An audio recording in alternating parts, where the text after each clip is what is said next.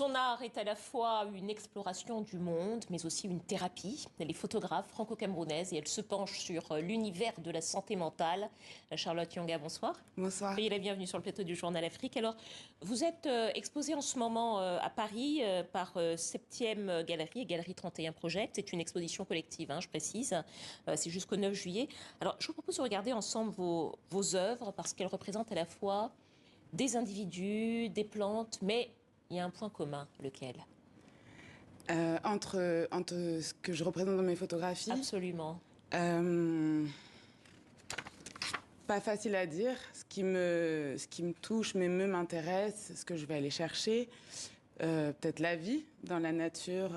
Je suis très attirée par les fleurs, les plantes, les arbres, l'eau et par les êtres humains. Et par les êtres humains, c'est pour ça que vous faites beaucoup de photographies, de portraits, des portraits. Alors, je disais que vous vous intéressiez aussi à la maladie mentale. Je m'y intéresse de fait parce que je suis touchée moi-même. J'ai été diagnostiquée depuis des années porteuse de troubles bipolaires, donc ce qui est une alternance d'épisodes de manie ou de dépression, donc de différents états comme ça très contrastés, et qui sont des états qui je dirais, permettent un accès ou qui donnent lieu à des sensibilités. Et à travers, je pense, que j'ai vécu, j'ai cherché à en tirer parti ou en faire quelque chose, en créer quelque chose. Voilà, justement, c'est la question que j'allais vous poser. En quoi est-ce que cette maladie mentale impacte votre travail artistique ?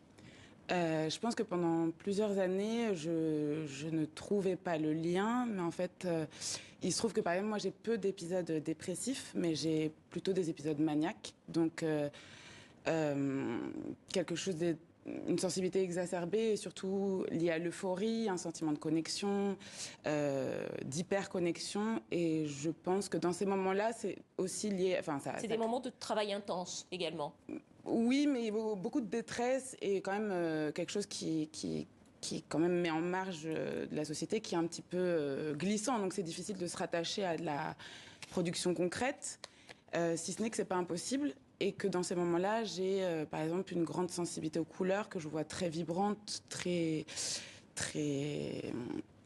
éclatante. Alors justement, peut-être qu'on va regarder certains de vos dessins, parce que je disais effectivement, vous présentant que vous étiez photographe, on va y revenir. Oui.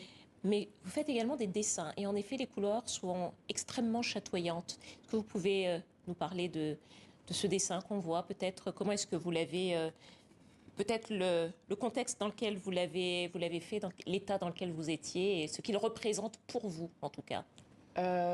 Pour moi, je pense qu'il représente une liberté que je me suis permise suite à ce que je faisais lorsque j'étais dans mes épisodes maniaques, c'est-à-dire que je dessine beaucoup de manière très impulsive, avec aucune, on va dire, contrainte esthétique, je me pose aucune question, et là je me laisse très très libre. J'aimais beaucoup dessiner enfant, je me suis beaucoup retenue en grandissant, notamment pendant mes études d'art aux Beaux-Arts de Cergy.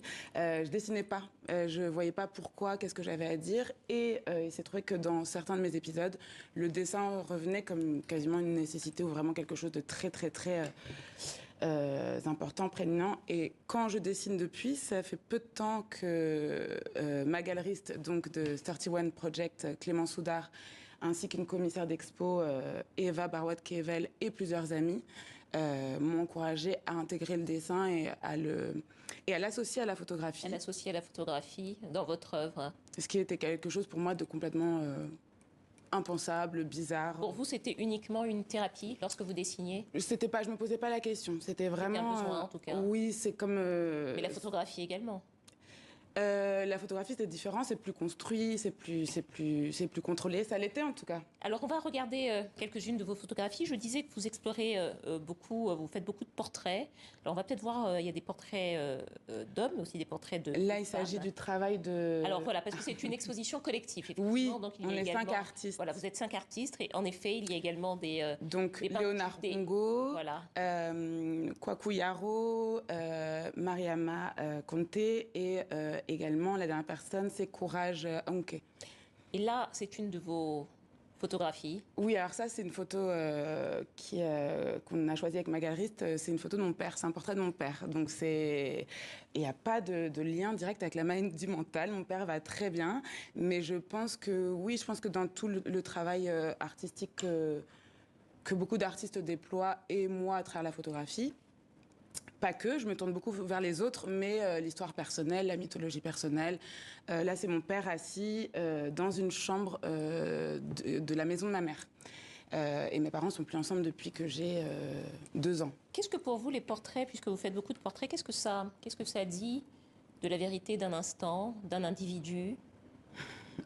C'est une grande question, parce que qu'est-ce qui est vrai dans un portrait, qu'est-ce qui ne l'est pas?